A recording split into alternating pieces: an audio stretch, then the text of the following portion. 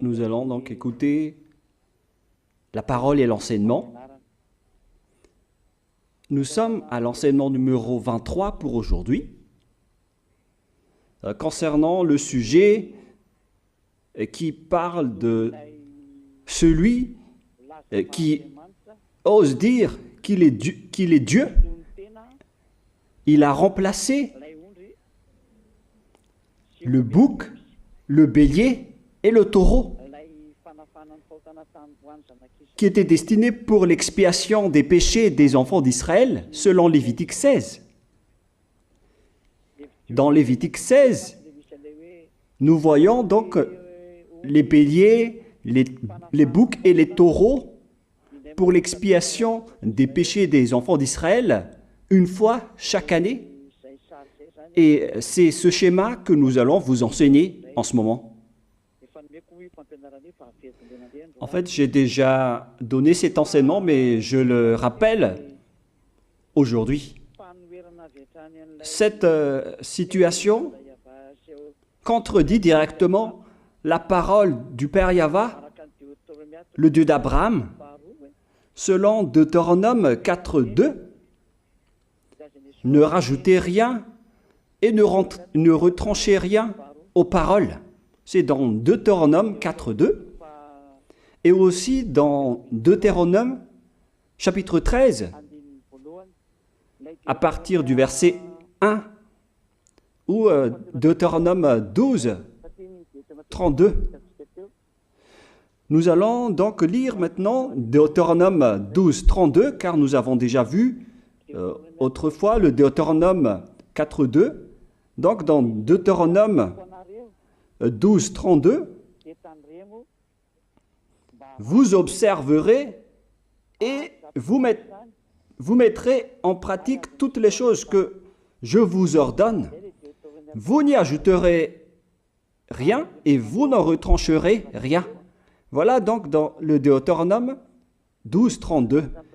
Et dans Deutéronome 4.2, je vais répéter, Deutéronome 4.2, vous n'ajouterez rien à ce que je vous prescris et vous n'en retrancherez rien, mais vous observerez les commandements de Yahva, votre Dieu, tels que je vous les prescris. Cette parole précise bien alors que il ne faut pas rajouter ni retrancher les paroles que je vous ai données. De quelles paroles parle-t-on? Nous allons lire Lévitique chapitre 16 pour voir quelles sont les lois d'expiation des péchés pour les enfants d'Israël. Les voilà. C'est dans Lévitique chapitre 16, verset 3 d'abord, pour commencer. Voilà donc ce qu'on ne doit pas changer, alors que nous avons tous su, nous avons tous vu qu'ils les ont remplacés par Jésus ou Jesus. Ce n'est pas une diffamation, nous le voyons tous. Alors que chacun réfléchisse. Lévitique chapitre 16, verset 3. Voici de quelle manière Aaron entrera dans le sanctuaire. Il prendra un jeune taureau pour le sacrifice d'expiation et un bélier pour l'holocauste. Voilà, nous le voyons tous clairement, cette parole. Il existe donc le fait d'apporter un jeune taureau pour le sacrifice d'expiation, ainsi qu'un bélier pour l'holocauste. Verset 5. Il recevra de l'assemblée des enfants d'Israël 2 boucs pour le sacrifice d'expiation et un bélier pour l'holocauste. C'est-à-dire, en même temps, il y a un sacrifice de taureau, de bélier et de bouc. Lévitique chapitre 16, toujours, mais dans le verset 34. Ce sera pour vous une loi perpétuelle. Voilà. Il se fera une fois chaque année l'expiation pour les enfants d'Israël à cause de leurs péchés. Nous sommes déjà au verset 34 pour information. Verset 34. Voilà. Ce sera pour vous une loi perpétuelle. Quelle est cette loi perpétuelle? C'est le fait de sacrifier les béliers, les boucs et les taureaux qui vont être tués pour sacrifice, pour l'expiation des péchés des enfants d'Israël. Selon le verset 34, ce sera pour vous une loi perpétuelle. Il se fera une fois chaque année l'expiation pour les enfants d'Israël à cause de leurs péchés. Il y a une partie de votre texte qui est cachée en bas. À cause de leurs péchés. Voilà. Ici, donc, c'est bien clair que l'expiation du péché qui se fait une fois chaque année pour les enfants d'Israël, qu'on ne peut ni ajouter ni retrancher, ce sont les sacrifices des béliers, de taureaux et de boucs. On ne peut pas changer cela. On ne peut pas les remplacer en Jésus ou en Jesus. C'est une loi perpétuelle. Donc, si vous observez les 10 commandements, vous devez apporter des sacrifices de taureaux, de béliers et de boucs si vous voulez être expié de vos péchés. Voilà le schéma. Alors que, en réalité, la situation pour les religieux étranges, on ne voit pas ce qu'il veut en venir, mais ils ont osé intégrer Jésus ou Jesus pour remplacer le bélier, le taureau ou le bouc. Et ce sont eux-mêmes qui le confirment jusqu'à aujourd'hui. Nous voyons tous donc ici que Jésus ou Jesus n'est qu'un imposteur, un hors-la-loi. Et les hors-la-loi sont des envoyés du diable. Le diable, il a commis le péché depuis le commencement. Ce sont des transgresseurs de la loi. Donc c'est prouvé ici que Jésus est un hors-la-loi. Nous allons lire la parole, poursuivre, dans 1 Jean, chapitre 3. 1 Jean, chapitre 3, à partir du verset 4. Quiconque pêche transgresse la loi, et le péché est la transgression de la loi. Voilà, c'est bien clair que c'est le péché qui est la transgression de la loi. Un pécheur, donc, c'est un transgresseur de la loi. Et un hors-la-loi, c'est un pécheur. C'est clair alors que Jésus ou Jesus, c'est un hors-la-loi, c'est un transgresseur de la loi. Nous avons tous vu ensemble qu'il a pris la place du bélier et il a siégé, il s'est installé dans ce système. C'est pourquoi toutes les églises observent les 10 commandements et ils servent Jésus ou Jesus.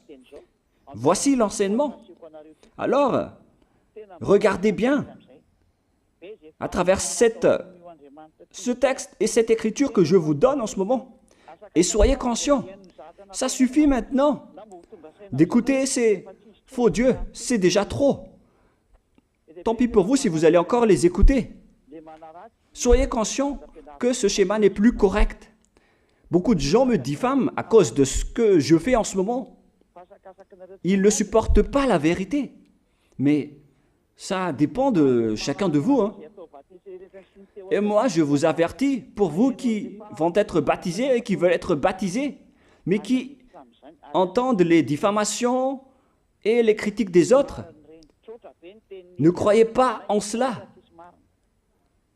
Ce ne sont pas du tout vrai. La parole de Élia est directe. Ce ne sont que des mensonges. L'ôtement du péché, ce sont des personnes qui sont non-pécheurs qui peuvent le faire. Ce n'est pas logique de dire que les fidèles sont ôtés des péchés et le leader est un pécheur. Ce n'est pas du tout écrit dans la Sainte Écriture. Ce qui est écrit dans la Bible, c'est que le bon arbre donne de bons fruits et le mauvais arbre de mauvais fruits. Et le bon arbre ne donne jamais de mauvais fruits, et le mauvais arbre ne donne jamais de bons fruits. Ce sont les bons arbres qui donnent des bons fruits, et les mauvais arbres qui donnent des mauvais fruits. Et donc, si l'ambassadeur de Yahushua, Zedia Elia, a produit des personnes qui ne pêchent plus, alors il est bon, il est une bonne personne. Il n'a jamais fait aucun mal, même pas le moindre mal. Voilà donc la leçon pour vous, car dans le cadre de ce baptême qui va arriver, il y a beaucoup de diffamation et de critiques. Donc je vous conseille de ne pas écouter cela, car ce n'est pas du tout la vérité. Ils font ça juste pour diffamer et blâmer la bonté de Yahushua, alors ne les suivez pas. Donc là, on voit bien que ce n'est pas de la diffamation. Nous avons tous vu ensemble. Je vous ai donné la parole. On a tous écouté et vu ensemble. On a jugé ensemble. Est-ce que ce Jésus ou Jésus a fait la vérité? Est-ce qu'il a dit la vérité ou pas? Si nous avons vu le livre de Moshe, venant du Dieu d'Abraham, qui a dit « Ne rajoutez pas et ne retranchez pas à ma parole ». Nous avons vu alors que ils ont remplacé par ce Jésus ou Jésus les sacrifices d'expiation du péché, en disant après que c'est ce dernier qui ôte les péchés. Ce n'est pas du tout vrai. Celui qui peut ôter les péchés selon les 10 commandements, c'est le bélier, ou bien le taureau, ainsi que le bouc. Ce sont ces bêtes qui peuvent ôter les péchés. Quelle est alors la raison pour laquelle les religieux sont entrés dans ce mauvais schéma? Car c'est vraiment un schéma qui transgresse la loi. Car ils ont contré bêtement le livre du Lévitique chapitre 16. Ils l'ont contré bêtement, directement. Et après, ils ont remplacé par leur faux Dieu. Un faux Dieu car c'est directement un hors-la-loi. Il a contredit le Dieu d'Abraham. Nous voyons la preuve ici qu'il a contredit vraiment le Dieu d'Abraham, qu'on appelle par le nom de Yahweh et Yahushua son fils. Car ce Dieu d'Abraham, il a bien dit qu'il ne faut ni ajouter ni retrancher à ses paroles. Il faut les observer car ce sont les commandements de Yahweh, ton Dieu. Et ces lois qu'on ne doit pas rajouter ni retrancher veut dire qu'il ne faut pas toucher au Lévitique chapitre 16, car c'est ce livre qui ôte les péchés. Alors que nous voyons tous que personne ne le pratique plus. Si les 10 commandements, si les prêtres et les pasteurs pratiquent bien les 10 commandements, alors ils doivent faire le sacrifice de bélier et de taureau et de bouc pour l'expiation de leurs péchés. Alors que nous voyons tous que personne ne le fait plus. Alors qu'en même temps, ils observent les 10 commandements. C'est donc de la transgression de la loi. Et en plus, ils ont enlevé le Lévitique 16 en le remplaçant par Jésus ou Jésus. C'est-à-dire qu'ils ont contredit la parole du vrai Dieu, le Dieu d'Abraham. Et est-ce que vous allez encore oser contredire cette vérité? Est-ce que vous allez encore dire que vous êtes dans la vérité, que vous êtes dans la justice? Mais qu'est-ce que vous cherchez? Vous cherchez à prier et à servir le Dieu d'Abraham.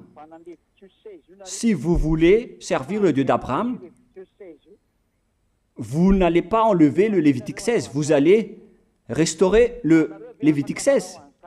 Mais est-ce que vous allez encore oser le faire?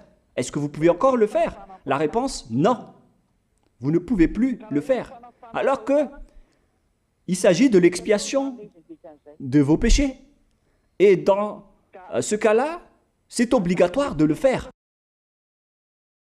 J'ai expliqué l'essentiel jusque-là. Et après, je vais vous donner la raison pour laquelle ils ont fait cette grande folie en intégrant dans le Lévitique 16, à la place du Lévitique 16, leur faux Dieu. C'est vraiment de la transgression de la loi. Vous n'avez pas servi le Dieu d'Abraham. Il n'aurait pas dû faire ça jusqu'à la fin, car il a dit qu'il ne faut pas ajouter ni retrancher à ses paroles, alors que vous avez osé le contredire et les changer. Nous allons donc voir maintenant dans Psaume chapitre 40, quelle est la raison pour laquelle les prêtres et les religieux ont arrêté le Lévitique 16 en le remplaçant par Jésus ou Jesus pour remplacer les boucs, le bélier et les taureaux. Et je vais vous expliquer la raison. Et eux, ils ne peuvent pas le nier car ils l'ont fait. Et si, par exemple, ils ne connaissent pas, alors il ne faut plus faire du n'importe quoi. Il faut que vous soyez enseigné par Élia si vous voulez encore sauver votre esprit. Mais si vous ne voulez pas, alors tant pis pour vous et assumez les conséquences. Psaume chapitre 40, versets 6 à 8. Psaume 40, versets 6 à 8. Voilà donc le dégât qu'ils ont subi. Tu ne désires ni sacrifice ni offrande. Tu m'as ouvert les oreilles.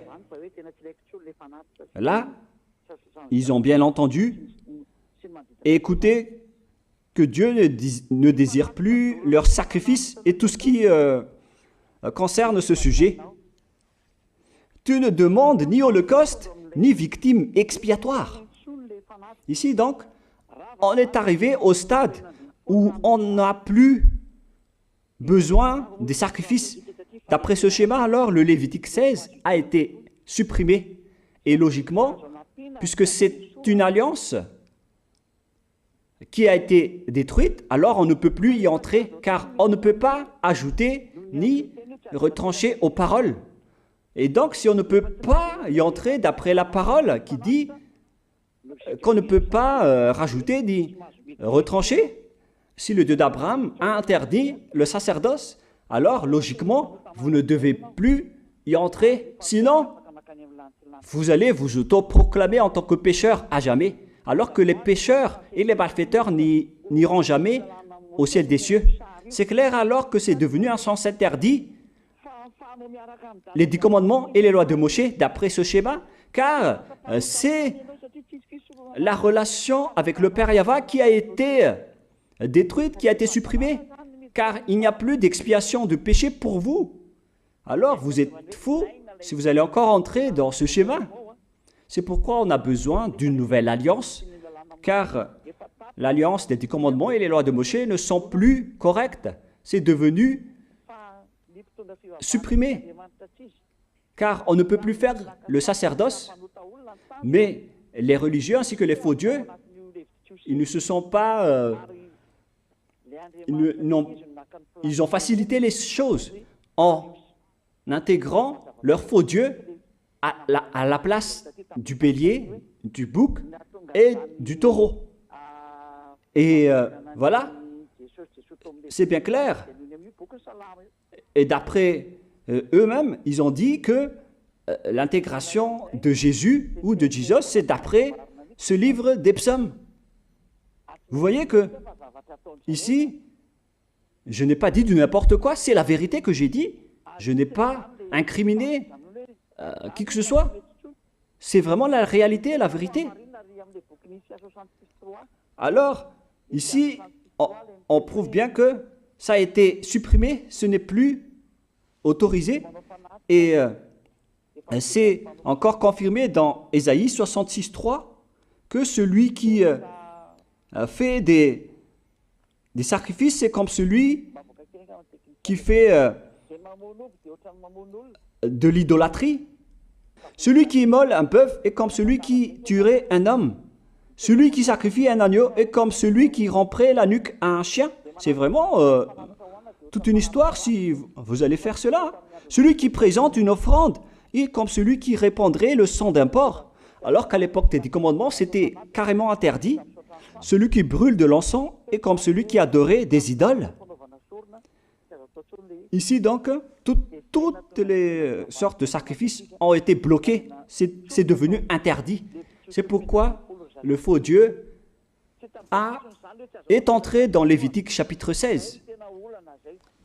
Alors qu'ils n'ont pas du tout vu de leurs yeux qu'on ne peut pas ajouter ni retrancher aux paroles. Ils n'ont jamais vu et connu ces paroles.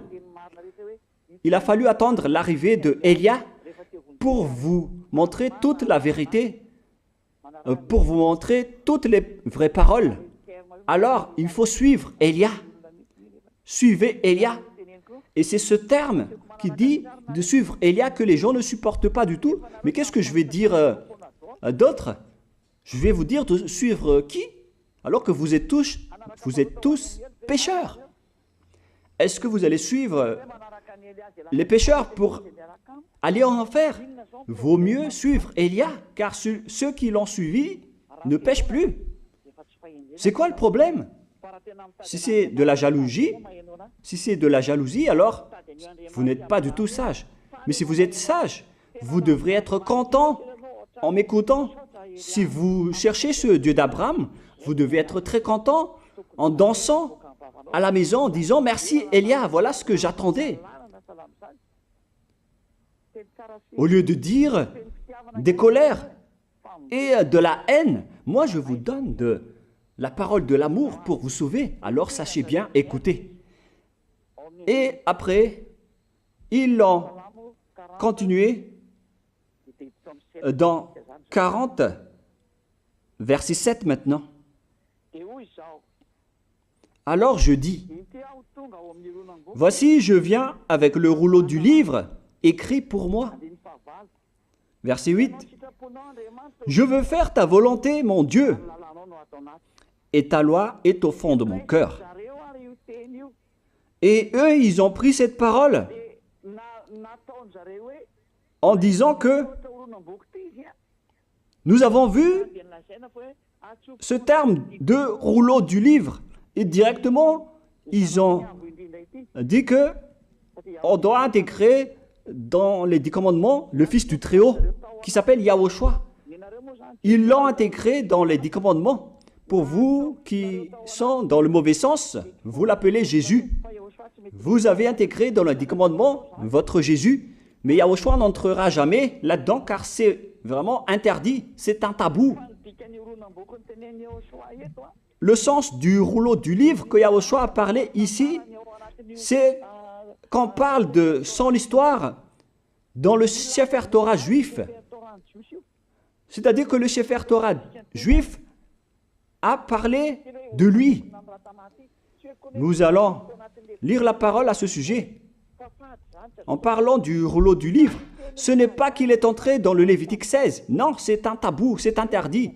Mais il a parlé de son histoire. En parlant du rouleau du livre, nous allons lire la parole concernée à ce sujet. Selon Luc, chapitre 24, verset 44. Luc 24, 44. Puis il leur dit, « C'est là ce que je vous disais lorsque j'étais encore avec vous,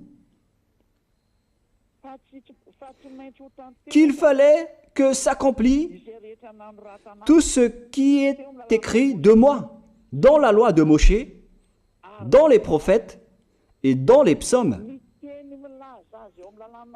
Toutes les paroles qui parlent de lui dans la loi de Moïse, dans les prophètes et dans les psaumes. C'est ça qu'on parle ici. Mais il n'a jamais dit qu'il va remplacer le Lévitique 16.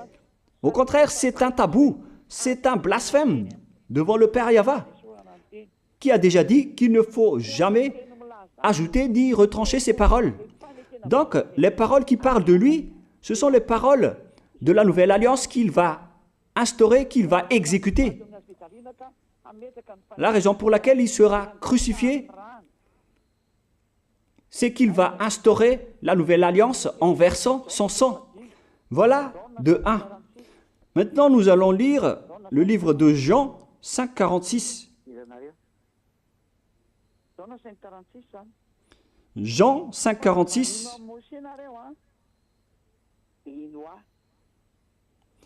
Alors, car si vous croyez en Moshe, vous me croiriez aussi, parce qu'il a écrit de moi. Il a écrit à propos de Yahushua. C'est pourquoi on parle du rouleau de livre qui a écrit pour lui. Et Moshe aussi a participé à son histoire en parlant de lui. Mais ce n'est pas que on a supprimé le Lévitique 16 en remplaçant par le Fils du Très-Haut. Non, ce n'est pas du tout cela. Il y a beaucoup de paroles qui a parlé de lui depuis les lois de Moshe, depuis les prophètes et depuis les psaumes. C'est pour ça qu'on parle du rouleau du livre qui a écrit à propos de lui. Mais ce n'est pas que vous allez supprimer le Lévitique 16 en le remplaçant par le Fils du Très-Haut. C'est vraiment une abomination de votre part. Je vous ai donné maintenant l'explication. Il ne faut pas rajouter ni retrancher aux lois de Moshe.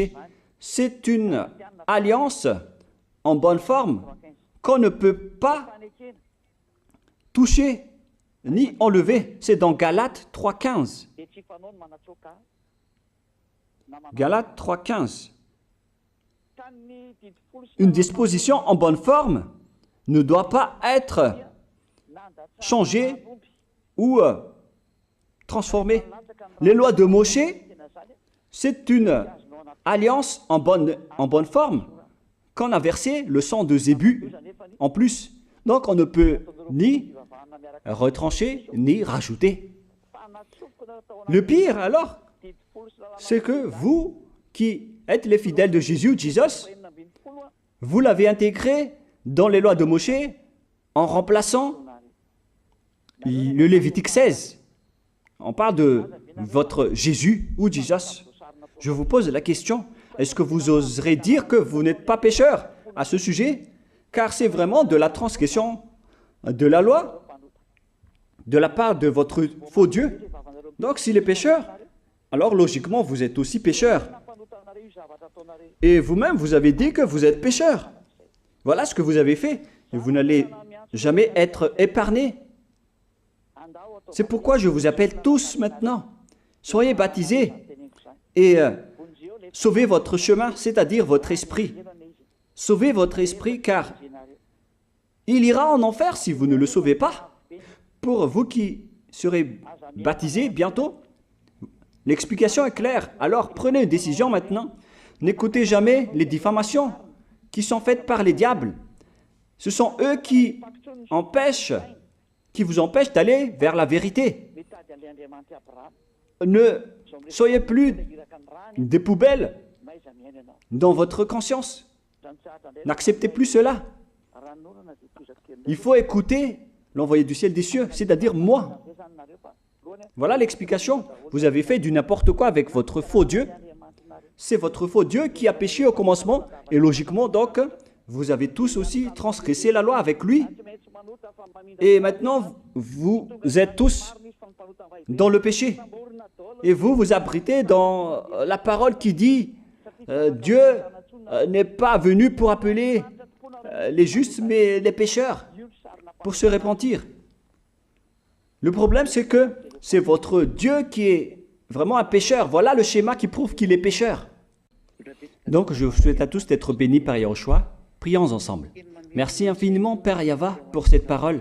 Une parole qui conscientise les gens pour se retourner vers toi et pour faire rester fermes tous les enfants du Très-Haut, les personnes que tu as déjà choisies, pour qu'ils restent bien fermes dans le service, et pour ceux qui sont encore à l'extérieur, qu'ils courent vers Elia, car Elia et toi, Yahushua, vous êtes uniques. Merci infiniment, Père Yahva.